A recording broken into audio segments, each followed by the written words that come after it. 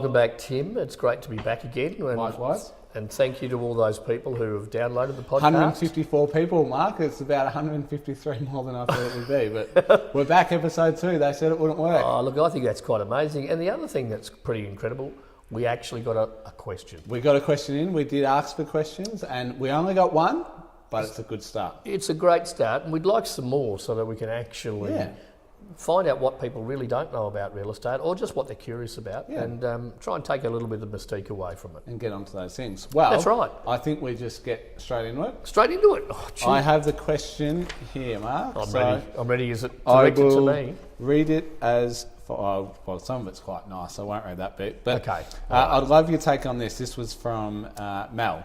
I'd love your take on this. A friend of mine rents and was home during one of the routine inspections by the real estate agent. They had a look around and then began taking photos. She's quite upset about this and feels it is an invasion of privacy. Is this allowed? You're the property management expert, Mark. Is this allowed? Privacy. And I sort of understand it. Yeah. I really do. But I suppose the best way, if we start with the legality of it first, absolutely it's legal. Okay. I think probably by the sound of that, I think there's a step that wasn't done that probably should have been done, which is realistically, we would make sure that every tenant that we have is aware that photos will be taken. There's a good reason for photos, and I think the big misconception with it is that clearly people want to have their privacy protected, and I understand that. So I think a lot of times they think they're being judged. Now, so to go back a step, Mark, so this is a rental property. Correct. So a tenant, how often do these routine inspections happen? Look, there's a legal obligation that they can't be done more than every 6 months. Okay. So in a traditional rental period, you would generally start them a little bit off centre just to give the person a bit of time to settle in. Yep. So they're probably... So if I move in month 1, when will the first one happen? Maybe after 7 months, or...? Generally, well, we do them after 3 months. Okay, so 3 and then every... And then 9. Oh, okay, and then every 6. So it can't be shorter than that. So it's 3, then 9. Yep. And that way that everybody knows what's going to happen, I suppose. The thing about the privacy of it is that it is still very private, and there's a very good reason for that, if you like, let's call it invasion of privacy, as that person felt. And I think it stems to the fact that people think they're being judged. Okay. Realistically, it's not about that at all. It's not about how you live in the house. It's not whether you've made your bed or you've got dishes on the sink. So why do we take photos then if it's not about that? It's a protection issue for both parties. And the reason why, it creates a baseline of what the property is like. Now, some people say, well, what does it do for the tenant, which could be the case. The reality of it is, well, you do have properties from time to time that actually disintegrate over a period of time without the tenant having anything to do with it. So by having a recorded position from when they first move in, and then every 6 months, if you like, it's very, very clear to see, well, hang on, there was a spot on the wall there, and that spot on the wall there is getting bigger. Yeah. It's not something the tenant's done. It's something so it could be water damage, correct, or roofs leaking. And principally that's what it's about. It's about damage. So in that case it can protect the tenant, because that would be the landlord's responsibility to fix that. Absolutely. And the other thing about those inspections, generally it's not a bad idea if they are home. The tenant, they can be home. It's not a problem at all. How much notice? So how much notice would have this person got about this routine inspection? Look, generally they would get plenty of notice is probably the quick answer. You cannot just turn up on the day. So we're talking like a few days or a week? Or? The minimum you could do is 48. Okay. 48 hours. So 2 days. But that would be highly unusual. Generally they're given plenty of notice and also asked what times will suit them so that there is some sort of agreement in place. Yeah. But sometimes it's great for them to be there, because one of the things that any rental manager will do is that they will also take that time to say, are there any issues that you're aware of? Because sometimes you're just going through and you take a photo, and bear in mind, what I've said before is they're taking a photo of the walls and the ceiling and things such as that. It is structure. So it's really structural stuff. They're not taking a photo of your undies on the bed. No, and even if there were undies on the bed, that can't be held against the person. I mean, they haven't signed an agreement that says they must live in a particular style or management. In fact, the Act talks about quiet enjoyment. So in other words, they have to enjoy their time in the property. Yeah, they have the right to enjoy. Absolutely. Now, some people, that enjoyment means that there can't be a speck of dust anywhere, Yeah. and some people are a bit more relaxed. I tend to be a bit more relaxed. I think of that if I've taken the jumper off and I haven't put it away just yet, that's okay. Yeah. So it comes down to that. So there won't be any judgment on the way they live. Okay. There will only be judgment, and it's not even a judgment, it's a recording of damage at that period of time. Yep. The other thing I think that's really important is we have to be very, very careful with those photos. So the photos don't get disseminated. They don't even go to everybody, for instance, in the real estate agent. They don't go, oh, look at this. That can't happen. So in real terms, a copy of the photos, just again for damage, would go to the landlord. So that's where they go. So I suppose that's Yeah. an important question. They don't end up on social media. And the reason, no, they can't. In fact, you would be in serious problem if you actually put them on social media. There has to be an understanding of what they're for and why they are. And bear in mind that not every landlord lives locally. So that may be the only chance they get to see anything that could be coming along on their property, because that's the other thing. There is fair wear and tear. Yeah. So fair wear and tear, you can actually see, look, last time I looked, the carpets were okay. They were starting to show a bit of wear. Now there's starting to be a hole there. So there's a photo taken of that. So that goes to the landlord to say, look, you're really going to have to look at something about the floor coverings. Yeah. Okay. So there is very much, it really is a 50-50 split. And also it stops any, I think it looked like that. Yeah. Because there's an absolute record. No, it didn't look like that, because in fact, that spot on the wall there was actually there 6 months prior, and then 9 months it's actually got bigger. So it's not had any cause. And I think it's important. I'll tell you a little funny story actually about routine inspections. So when my wife, she wasn't my wife then, but moved to Ballarat from Melbourne, she rented. She hadn't seen the light yet. Yeah. Correct. She rented this little place in Clarendon Street. Yeah. I remember we were staying there, and she had the routine inspection the next day. Right. And I don't know. We're lucky we didn't burn the place down. But laying in bed, it was about, I don't know what time it was, but felt like middle of the night, and it was sounded like an explosion in the kitchen. Just this giant big bang, and I had no idea. So we've got out of bed and went and looked, and so it turns out she was boiling eggs. She boiled it dry. Oh, she'd forgotten about it. Forgot about it, and then an egg has exploded, and the routine inspection's the next day. And she's got to get up at 5 a.m. to 5 a.m. to catch the train, so and I was pretty useless at that sort of stuff. So I think she did the best she could, but she rang the agent and they were just glad it wasn't burnt down. And you know what? And that's a really good thing, because if there is something like that, and it's nobody doesn't have something happen to them at some stage. The best thing is to be on the front foot and say, look, you know what? There's a bit of mess on the wall because I had this accident, but I'm going to clean it up. Yeah. And then therefore it goes forward just as that. And there's no issue with it whatsoever. Well, I think that sort of answers the question, but it probably leaves in, we thought tonight maybe we might continue on the privacy. Yeah, look, I think it's something that people don't understand. Yeah. Open houses, because you're in the sales department, that's something that you come across.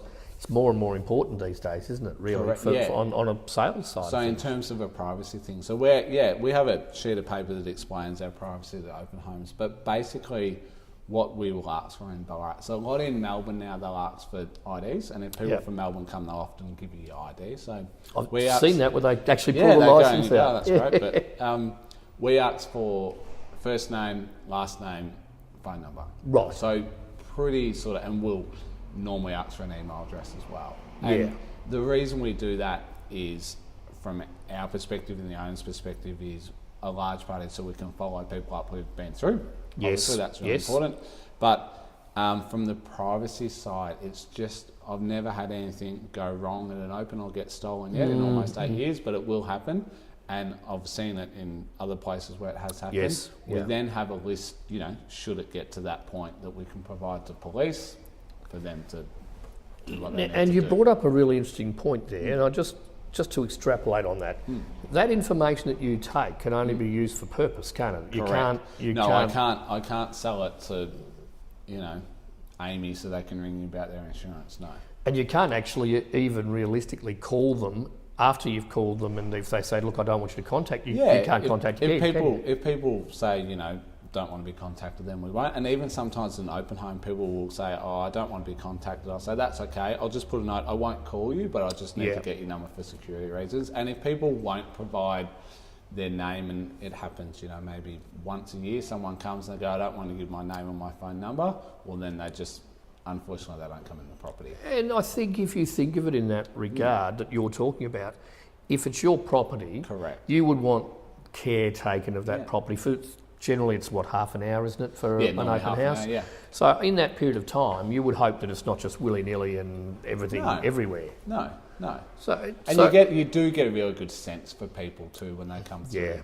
Who's legitimate, who's maybe not. But all in all, I think in Ballarat we're still quite lucky that we don't have too many dramas. And I think too, if you get that and you explain that information, surely people wouldn't have too much of a problem. Yeah, no, people are fine.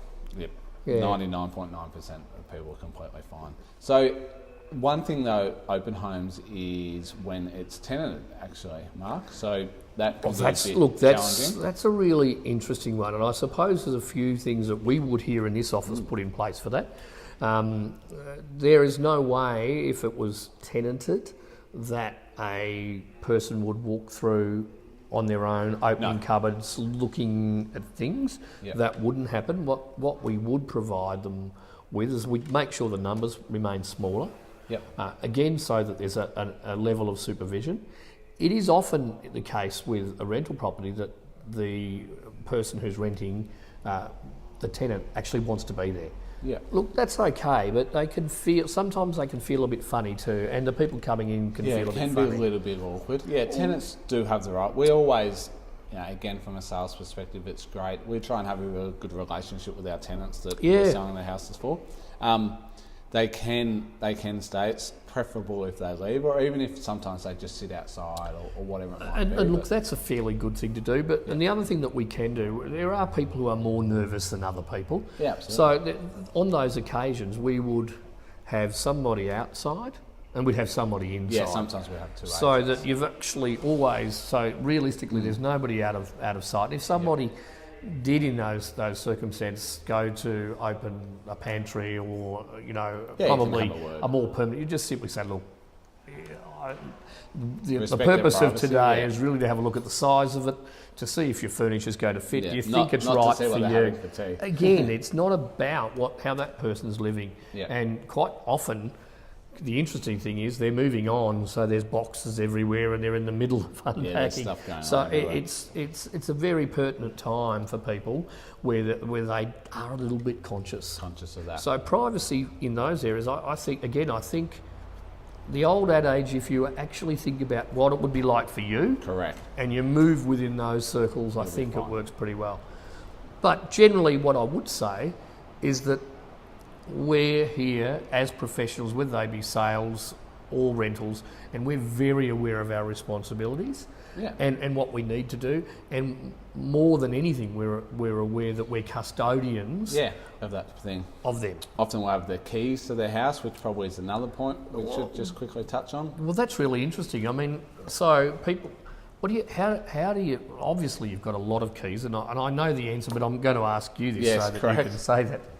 How do you keep a key? How do you know what it is? And is it labelled? So say if you dropped it out on the street, what would happen? So what happens, Mark, if you're selling, and all offices will operate this way, or a very similar system. So basically you'll have a key and it'll normally have a tag, so it doesn't have the address on the actual key tag. It'll have a number, which is then referenced to either a physical book kept in a different location or an online system. So if someone was to find that key, they would have no idea where it was. So realistically, not only would they have to find the key, but they'd have to find the location of two other areas and be able to then decipher and then action. And I think that's really important because people think, why am I giving you the key? Well, keys always come in the go. I'll put my address on. It's like, we'll take that off and we'll put this 237. And people think they're going to put the address on there so you don't lose the key. But the reality of it is it's the last thing that we want, isn't it? Well, that does make you nervous when you're going out to do an inspection. You've got to make sure, because the key doesn't have the address, you're looking at, 237, mate, if you've got back-to-back or whatever. I think there would be an agent who hasn't had a key mistake somewhere along the line. And it's fine if you're a few blocks away, but you look after a few when rural... you're out at Haddon or Beaufort or something, it's, Mr. Owner, you got a spare key somewhere? I think we've all done that. Oh, yeah, that's right. It would change drastically when you've got to go that further direction, doesn't it? One other one I think we should touch on, it's not so much about privacy, Mark, but a question we often get asked is photos. So you find, look, that's a really good one too. Perspective. So property goes on the market either for rent or for sale. Photographer comes. Again, most companies will use professional photographer. Well, we certainly try to put the property in the best light, whether it be for the landlord or the vendor. Whoever it is. So who owns those photos?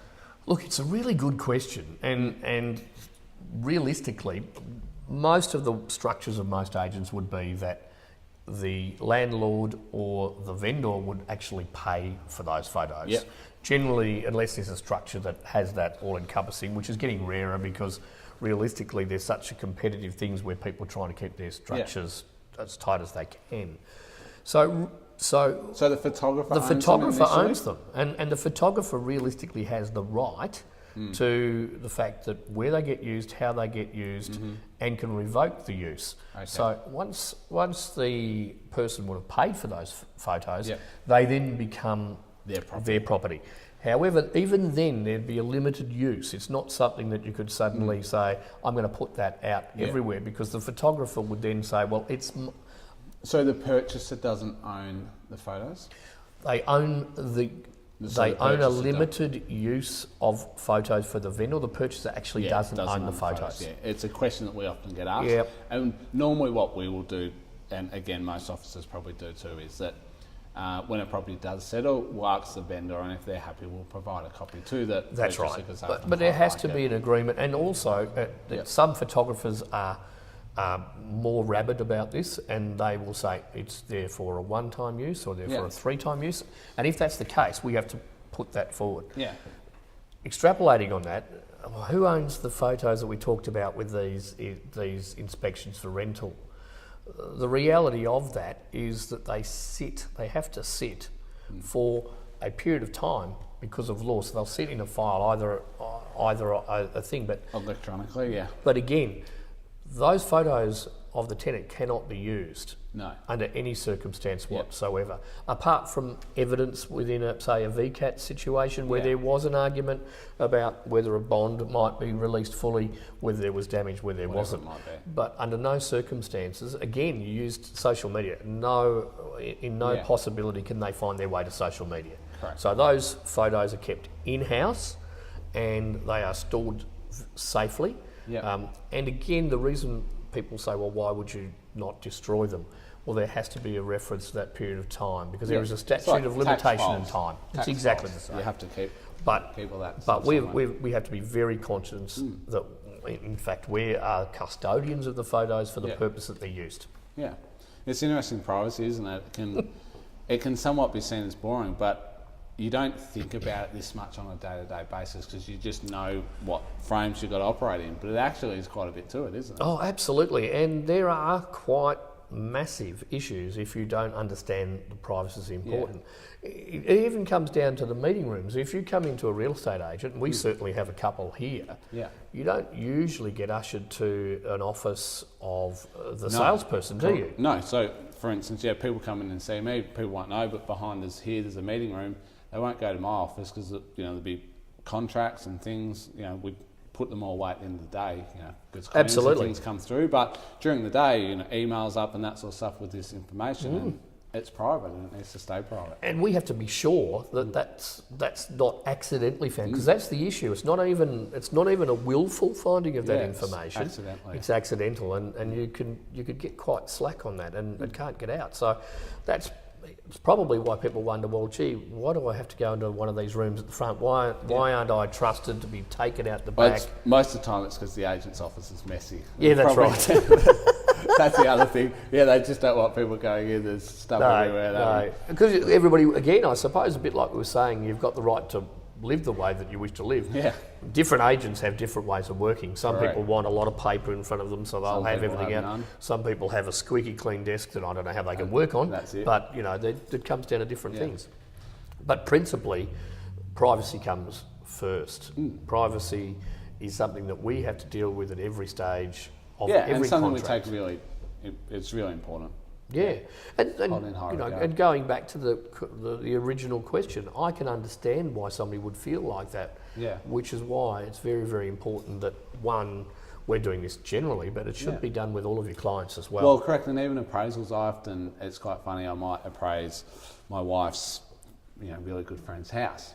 And I'll never tell my wife because that's private. And then a couple of weeks later, she goes, "Oh, you never told me that you went and looked at whoever's house." I'm like, "Correct, I didn't because it's funny private." because my wife loves real estate as well, Yeah. and she'll be saying, "Oh, did you see any good houses today?" And you've got to be really, really careful. Yeah. So you'll talk in generalities, but you won't talk in specifics. Yeah, you can't say exactly. And then she'll go once, for instance, she'll be looking at some of your listings, Tim, and she'll go, "Wow, that's a really interesting home. Why didn't you tell me about that one?" Yeah. But that brings me to another point, even on that too, because that's sort of like, it's still on a privacy issue a little bit. It's slightly different, but we can't purchase the properties that are on the market very easily, can we? Well, not easily. So And we have it does happen from time to time in this office. It's a type of protection again, isn't it? It's about making sure the So- rights of those people are we protected. can. So basically, if myself or one of my immediate family want to purchase a property that we're selling, we need to disclose that to the owner. And Yes. basically, it's not quite as simple. Basically, we then can't charge commission on that. So on And that sale. and also it has to be proven, because they could come back at any other stage to say that that person was not worse off than if it had been put on the Correct. open market. Yeah. So there's no such thing as a bargain to family, is there, in real terms? No, not at all. No, you often hear, "Oh, they did this or done that," but sometimes maybe it still goes on. But we've certainly, one of our sales consultants' brothers purchased a property. There was multiple offers. His was the highest.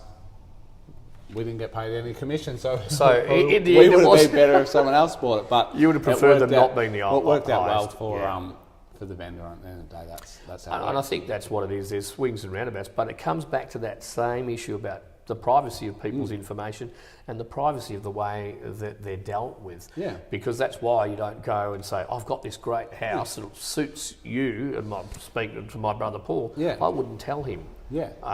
Because realistically it becomes a troublesome thing, doesn't it? It can do. So, I think, like everything, if you act honestly and ethically, and you'll be fine. It's That's doing what it's all doing about. really. I think it's pretty simple that you treat people the way that you'd like to be treated, and then you're just pretty do the safe, right ain't thing. you? Yeah, exactly. You'll be Yeah. fine. If you do all those things, you'll be fine. Well, I think that's covered Well, privacy. I think it has, but I tell you what, it has also Hmm. shown. If they send the questions in, we go off on a maze. Look at that. Tangent. One little question, and where we've We're off on a covered tangent. we've covered privacy, photos, keys, Yeah. selling to a relative of correct. why you just don't put it out there. That's what we want. Absolutely, because Send in more. sometimes we don't actually think about what would be interesting to people out there. Yeah. We're just trying to provide the information, and it's Yeah. not just even about this office, it's about in general. No, I certainly don't want to make it about us. So it's just some general information for people to, know more, so they can be more informed about the whole process. And sometimes little things, actually, they're quite involved, and that's probably why, if you go up the back there, we've got all the acts of Parliament piles and piles And of not stuff. only that, you've got to keep up to date with every little change, and there's always change. Constantly changing. Well, I think that's good.